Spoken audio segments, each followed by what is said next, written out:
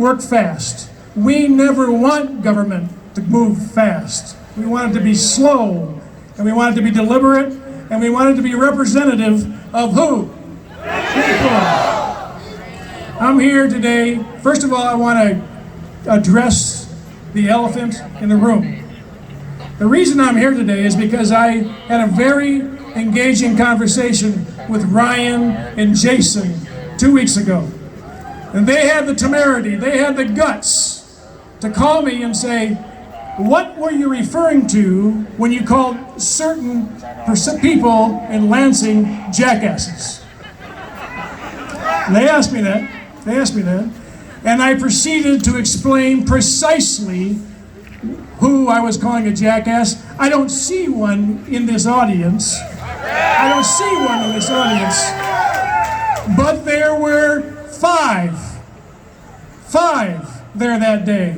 I don't take the words back, I mean it, okay? And my encouragement to you today is this.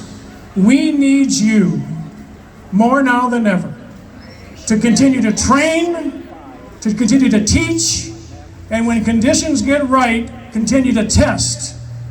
I don't need to explain to you what training means. That means train our children, train our family, train our kids, train our neighbors about what it means to have the precious little freedom that we have in this country. And teach them that we can never, ever, ever give up being diligent about protecting those freedoms. But the one I want that's right. But the T that I really want to focus on today is the test. So,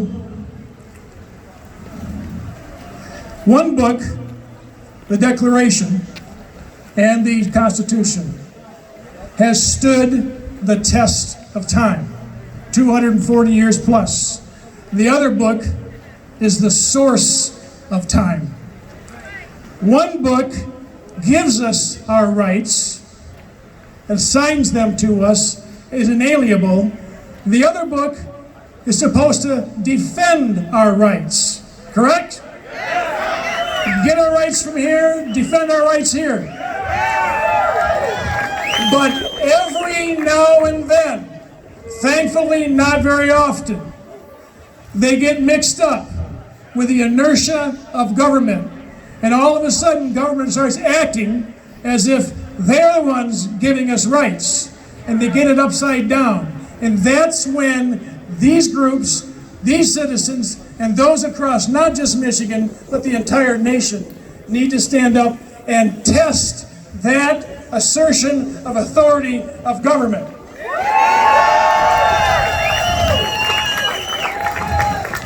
Madison had it right. If men were angels, we wouldn't need government, and if angels were governing, we wouldn't need laws. But that's not the case. I don't know about you, but I ain't perfect. You know, there are very few of us in this audience that are today. So my encouragement to you is this. Be prepared and continue to do your teaching and your training, and be ready to do the testing of government when they get it backwards and they think they're this when they're really this. Okay? Okay, everybody, so this is Rachel. She is also part of the Stand Up Michigan movement. This is probably the, 10th or 12th person out here today. So Rachel was actually the one, if you guys remember, she had the legislator document in the group that I kept sending you guys to. So anyway, Rachel, tell everybody what you're doing, your history with the movement and all that. All right, this movement started for me the first day my son was banned from all of his special needs services that he receives in his school. I'm a proud mama of a 5-year-old with autism, speech delays, sensory issues, fine motor delays, and immediately it struck me how serious it was that every special needs child in our state was cut off from every service, regardless of how essential that service was. So I hopped on into this group as soon as I found it, wanting to find a voice and support to be able to create a perspective about essential versus non-essential.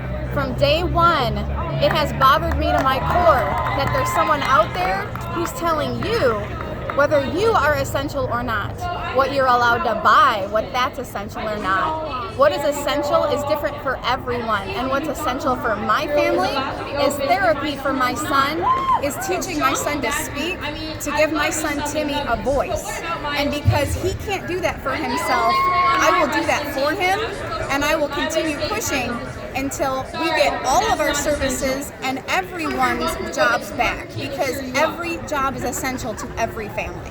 Regardless of your opinion on whether or not it's essential to someone, and we should never allow someone else to tell us what is essential. It's different for everybody. So we got a young lady out here speaking right now. Smart. America must be people by the people. Let it be the people's choice if they want to go out. Let it be the people's choice if they want to open their businesses. We are all Americans. If you want to go out, but if you have pre-existing respiratory health conditions, I won't stop you. It's a free country, but if you're scared, don't go out. Let us all enjoy it. It's a free country, and everyone enjoy it. Give the people that choice. I may just be 14 years old, but I know what I want. I want my choice. I want my freedom. I want my rights. I want to be proud to be an American again. Thank you. All right, guys, so we are here with Mr. Steve Cara, and what are you running for? State Representative, District 59, that's St. Joseph and Cass counties. Okay, so Steve's out here today, guys, at this American Patriot rally in Rosa Parks, downtown GR. So, Steve, just tell us a little bit about what you're here to support today and what you're doing. It's time to open the state back up. I love everything that Stand Up Michigan's doing. I actually got the fifth shirt from Gordon. He had that, so it was nice to get that shirt, and I've been wearing it out doing lid drops out on the doors. So, and I know people are concerned about, what's the public perception of me with that, and it's actually been great so far. So I'm going to share that story with people here tonight and just encourage them. Even though I don't have a small business, there are still things we can do to stand up for our rights. There's no reason why healthy people can't go about their business. It's unprecedented, these challenges that we're in and what government's doing to try to subvert our freedoms. So standing up as I can.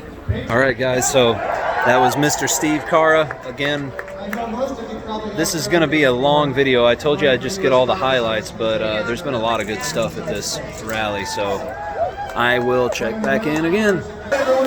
All right, guys, we got another Patriot that I found from the Stand Up Michigan movement. So just introduce yourself, tell everybody what you're doing out here in GR today. Hey, my name is Tracey Cross. I'm from White Cloud, Michigan. I'm here to show support for our rights. I'm a member of Stand Up Michigan. I just signed up the other day as a member. Ordered a lot of gear, waiting for that to show up so I can throw that on and show my patriotism. I just came down here to this Patriot rally because we need to stand up, we need to get together, we need to get our rights back and show these people that we're Americans and they're not going to do this to us.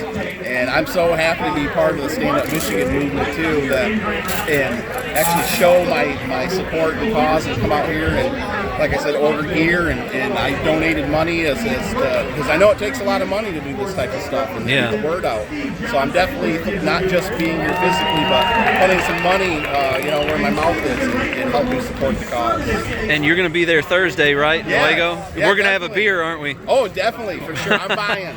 All right, man. Cool. Thanks. And what he's talking about, guys, is one of these right here. He's waiting on one of these to show up. His Stand Up Michigan hat, right? Definitely, for sure. All right, guys, so I'm going to keep making my rounds and talking to people and trying to catch the highlights of these speakers here.